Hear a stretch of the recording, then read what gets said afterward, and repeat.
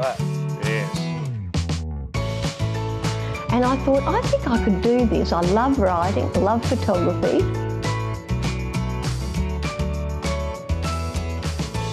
Hello and welcome to The Good Life. I'm Gwen Wilson. And I'm Pete Gatwood. And thanks for joining us once again on The Good Life as we have some amazing stories to share with you in this month's episode. September is Dementia Awareness Month, so we visited the award-winning Flame Tree facility that is trying some radical new approaches to caring for people with dementia. And later on in the show, we meet a truly inspirational woman who is travelling the globe and taking her tribe of Instagram followers along for the ride. Our Good Life chef Ben is in the kitchen cooking curry. But first up this month, we headed to the Sunshine State to take a class with the Queensland Ballet. Queensland Seniors Week was celebrated last month with a wide range of activities on offer for the whole community. Queensland Ballet got involved by holding a series of workshops specially designed for seniors. The dance classes not only improve physical fitness, but strengthen cognitive performance and reaction times, making it a useful treatment for conditions such as arthritis, dementia and depression.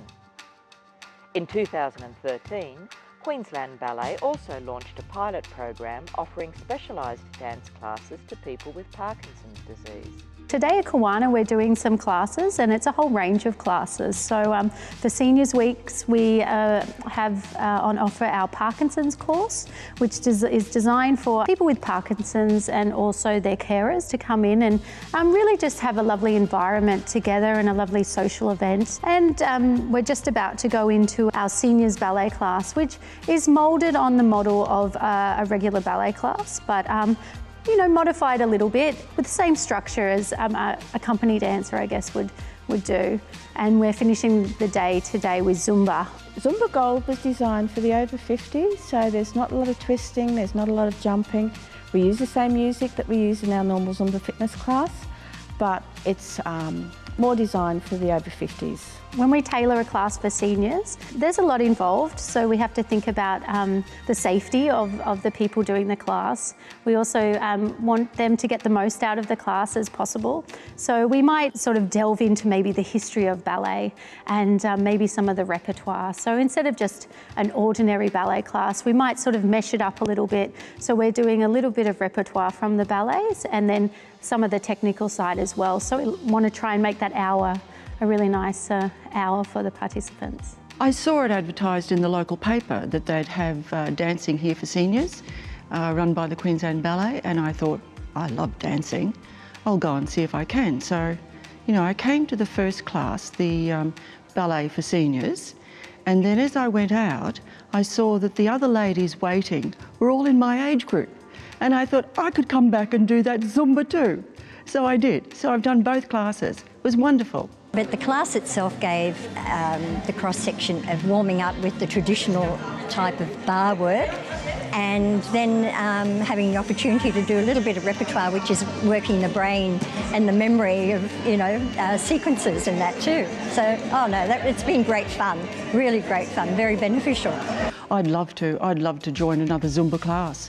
I thought that was really great. I always thought Zumba was for 20-year-olds, you know, and it was too fast for our age group and I'd never be able to keep up, and it would have been embarrassing. But having come to a seniors Zumba class, just brilliant, loved it. And the thing is, you get with older people and in actual fact, they're a lot more fun.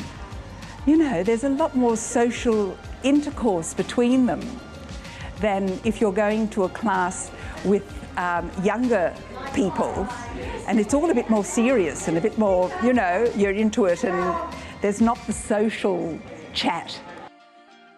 To find out more about Queensland Ballet's range of classes for seniors, visit queenslandballet.com.au/learn. So Gwen, are you a dancer? Yes, Monday mornings we line dance where I live. It's a lot of fun. Wow, that's great. What do you get out of that? Well, for me, it's exercise and the community. Exercise first and foremost for me. And you've met people through that, made Yep. new friends? Lots of new friends. And there's one lady and I, we just love to dance together. We're very much in rhythm, yeah. And do you do a show or is it just for fun? Until now we haven't done a show, but we might. Yeah. Why don't you come along? Oh, well, thanks for the invitation. 10 a.m. Monday morning. Okay, I'll give it some serious thought. Yeah, we've got some men. Oh, yeah? So, and how do they go? Yeah, good. One of the men says it's fabulous for his mental health. Oh, well, in what way? Well, I think it's because you've got to concentrate on what you're doing and you're listening to the moves, you don't spend time dwelling and internalising thoughts. Yeah, absolutely. You're so focused on what you're doing that everything else is blocked out. That's right, exactly. Good therapy. Yeah, so it stops that voice in the head. Yeah, love it. Yeah. Great. Yeah, it's Good great. on you. Great, yeah. As we mentioned at the top of the show, September is Dementia Awareness Month. So we visited the award-winning Flame Tree Dementia Care Facility in Wollongong. Matt Hoff is passionate about innovation in aged care. As manager at IRT Woonona, Matt is incorporating cutting-edge best practice and experimental design. This is achieving better care outcomes for residents living with dementia, their families and staff. The team has transformed their dementia care unit into one of Australia's leading dementia care sites through collaboration, creativity and changes to resident care. And it's leading to some incredible outcomes. The physical changes to the environment started over 2 years ago now. It was a concept that basically came from management here at Woonona wanting to do something a little better for the residents. So one of the first things we did was to lower the nurse station desks. We also had some walls and partitions and things that were in the way again, and what we did is actually cut some big holes and put some windows in those areas. And it's very important that residents who are living with dementia are able to see where they're going or what the purpose of a room is and what's happening there so that they feel comfortable to progress into that other space, and that's what those windows have helped to do. I think some of the most important things has been the change in the visual change for all the residents, the decals on the doors. By having the doors a particular unique decal with a unique door handle meant that everything around their environment as they travel through these internal spaces tells them that they're on the right path, they're in the right direction, they're in a familiar area. When Dad first came in, we were told that every room has a memory box like this, and it's a good idea to put some familiar things in there so that Dad would recognise that it's his room, or it would be good for him to look at, and also good for other residents or their families to see, because it's all a clue to who he is. The changes have been unbelievable. Every change made the place feel much more personable, much more interesting. We could see the change in Dad, especially in the outside environment in the back garden. But for Dad, I could really see the difference because he would spend, particularly in the early days, a lot of time outside. And you've only got to walk out there to see how pleasant it is now. And it's interesting. There's things to look at, you know, there's things to interact with. I think it's great. The largest or the biggest impact that we get the most feedback on is our mural, which disguises the fence. And again, that was something that was quite experimental because although the purpose of the mural is to disguise the fence, what we've seen is that it's been just an absolutely wonderful outcome for not only the residents but the families and our staff. Yeah, again, look, something very experimental was putting a playground in the garden. What we were seeing now is that families are bringing their children and their grandchildren now who used to hate to visit and didn't want to visit, and that was the feedback we got from the families, are now coming and you know, happy to spend the time in here and use the playground, the fish pond and all those sorts of areas. But one of the greatest impacts is seeing the residents and the grandchildren interacting through the facilitation of that playground equipment, so that intergenerational relationships being built and being forged and being nurtured. So that has just been a massive impact. Wonderful, wonderful positive outcomes there. Yeah. For more information on the Flame Tree project, head to irt.org.au. For our next story, we're off to meet the inspiring Shelley Dark, whose innovative online business model has taken her from Paris to Iran. By her own admission, Shelley Dark was born with a natural optimism, enthusiasm and energy. So when she retired to the Sunshine Coast, she was far from ready to spend her days relaxing.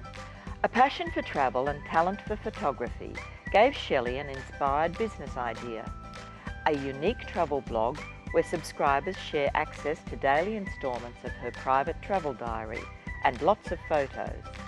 She travels to exciting destinations, focusing on design, history, architecture, art, antiques and fashion. Her followers wake each morning to a link to another exciting episode delivered straight to their inbox. Well, we left our family farm, which is between Stanthorpe and Tenterfield, about 8 years ago to retire to the coast, with the idea that I'm going to start doing everything I've always wanted to do. I'm going to learn to play bridge, I'm going to look after grandchildren, going to start travelling, and all of those things I did. And I also fell in love with Instagram, which I just love. I've always loved photography, and to find a social media thing that was solely focused on photos, I just loved it. And so I started posting on Instagram and started seeing other people's travels. You know, every day I'd see someone's in Capri, someone else is in America. And I used to think, I wish I knew more about what they were doing. Where are they staying? What did they do today? I thought I'd even pay for them to tell me those things. And the more I thought about that, the more I thought, is there a business idea in this? And I thought, I think I could do this. I love writing, love photography. I think I could sell, you know, when I travel, I think I could sell a subscription to each trip I do. So they'd get a daily link that would go to my website, and I'd describe the day for them with lots of photos. And the more I thought about it, the more I thought, I can do this. I think I can do it. And I didn't have a website, of course, and I'd never built one. And I thought, well, I have to have a website. That's the first thing I need to do. And so I found one of those free website building places and built a website, which didn't turn out to be too hard at all. By that time, my Instagram following had risen. And I thought, well, these people like my photos, and they're the people whose travels I follow as well. And so I started marketing through Instagram. And so for the first trip, I went to Turkey and Barcelona and Paris last year. I got an amazing number, I thought an amazing number of people to pay the $25. It was really quite, you know, I thought, wow, this is great. And so I did the trip. You know, I'd get through a day's touring, and at the end of that day, I'd be exhausted. I'd think, I cannot write a thing tonight, I'll have to have a day off. And then I'd sit down and I'd start, and in no time at all, I'd forgotten. Yeah, forgotten totally. I was tired, you know, and the next thing I know, it's 2 o'clock in the morning. And so, you know, at the end of that trip, I thought, yes, I'm onto something here. It may never be the biggest business in the world, but I'm really, really loving what I'm doing. You know, and I've got so much more to learn. There's so many improvements I can make. But yes, so there you are. It's just been absolutely fantastic. I've increased my skills. You know, now I can make a website if you want me to. I think I know what marketing is. Doing it has increased my own enjoyment of my travels so much, I can't tell you. You know, every day I'm looking so much more carefully at everything because I know I'm going to write about it that night, and because I've got to have good photographs, I'm constantly scanning the photographs. I'm constantly thinking what I'm going to write that night. You know, it really has increased my enjoyment enormously. Make sure you don't miss out on Shelley's next exciting trip. Head to shelleydark.com. Well, we're back in the Good Life kitchen with our Good Life chef, Ben. Welcome back again, Ben. Thanks, Peter. Nice to see you again. I'm glad you came back. Well, I'm not going to go anywhere else. This is the place to be. That's the way. So what are we cooking today? Today I've got a chicken dish. It's a bit of a twist on an Indian curry. So I've got a grilled chicken with mixed vegetables and coconut cream with cashew nuts. Oh, delicious. One of my favourites. Okay, Peter, I'm going to get you to do some cooking today too, so if you can get the pan out from under there. Fantastic. I like to be useful in the kitchen. Well, while I've got this going, I'll get some oil in there. So we need a decent amount of oil to start off with. Right. There you go. Olive oil, of course. Yes, olive oil. So I've got the chicken here. So I'm just going to drizzle a little bit of oil on this. Chicken thighs? skinless chicken thigh fillet. Yep. Obviously trying to reduce some fat content. So first of all, we're going to get our onions, garlic, ginger, and our spices in there. So we want to cook our spices slightly, just to get those flavours Draw coming the flavour out. Yeah, Right. so onions ready. So that's about one large onion in there. Garlic in there, and ginger straight away. Turmeric, 1 yep. teaspoon. We've got some ground coriander, again 1 teaspoon. Garam masala, and some ground cumin. Wow. Okay, so all 1 teaspoon, and we just cook that out. Okay. And just to finish it off, a bit of tomato paste. Now we need that just to cook out our tomato paste as well. So you've got all these flavours, you can smell this now. So Oh, you've got absolutely. your chicken Yep. there. Yep. You ready to go? Ready to go. Pan's nice and hot. Yep. You can throw that on. All right, so as we can see here, things are starting to cook and combine, okay? And before it burns, do one little thing. Add about 200 mils of water. Okay? And what that does, 1, stops it from burning. 2, it'll keep those spices and flavours cooking out a little bit, so we need that. And there you've literally made your curry paste. But that is a beautiful looking combination. So, yeah. nice and simple. It does smell delicious. Yeah. So with all this, we've got all our vegetables here. So while that's cooking, we're doing 2 things at once, and hopefully if we get it right, we'll time it so they're ready together. Okay? Timing, it's important, isn't it? It is very important. Very important in the Okay. kitchen. So I've got a few different ingredients. Some vegetables are harder than others, so we've got to cook them a little bit longer. Right. All right, so I've got some pumpkin. That takes a little bit longer, so we get that in first. 1 capsicum. 1 whole capsicum, yeah. 1 zucchini. And 1 medium-sized eggplant. Medium eggplant, yeah. All right, so it looks like a lot of vegetables. Yeah, it does. So we need all this. It's good for us. It certainly is. So we just stir that in. This is where we add our coconut cream and our thickened cream. So we get that in. Okay. It's So just almost there. so wonderfully simple, but look at the combination of spices and the vegetables you've got in here is just it just makes for such a flavoursome meal, doesn't it? It is. Yeah. So, and he just cooks itself basically. So Yeah. everything's in there. Now I've got some cashews. I've got about 150 grams of cashews here. So I'll throw about 100 grams and I'll leave about 50. We'll just top it off later on at the end. Oh, so you're going that's to leave in that for me. Yeah. But something different. A couple of bay leaves, which my neighbour was once again Yes. generous enough to lend me. But so we've got all that. We've combined all that. Okay, so that's ready. How are we going here? Do you want me to check these? Yeah, you can have a look.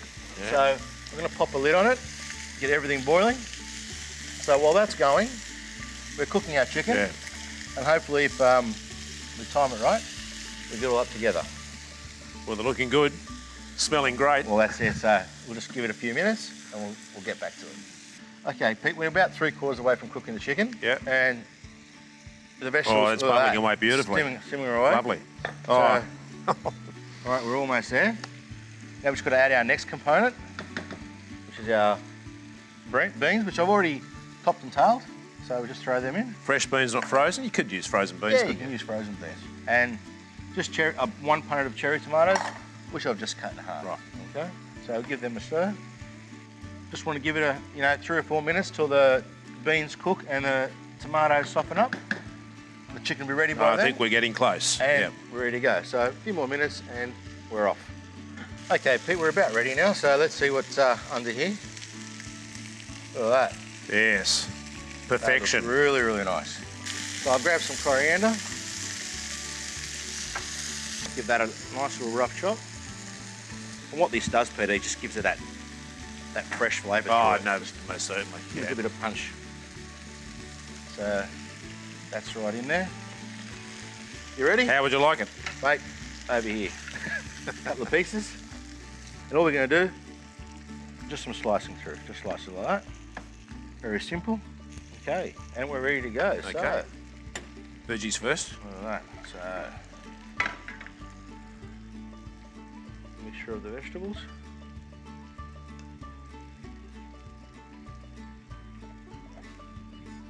A few more veg. Cashews. Coriander. Looks great. It smells delicious. You've done it again. Well, I hope so. Thanks, Ben. Not a problem, Peter. Good to see you again, and enjoy. Oh, absolutely. Thank you. That's our show for this month. Our thanks to everyone involved for sharing their expertise and stories. The next episode of The Good Life will be available in early October. In the meantime, don't forget to subscribe to our channel on YouTube. I'm Pete Gatwood. And I'm Gwen Wilson. And we'll see you next time on The Good Life.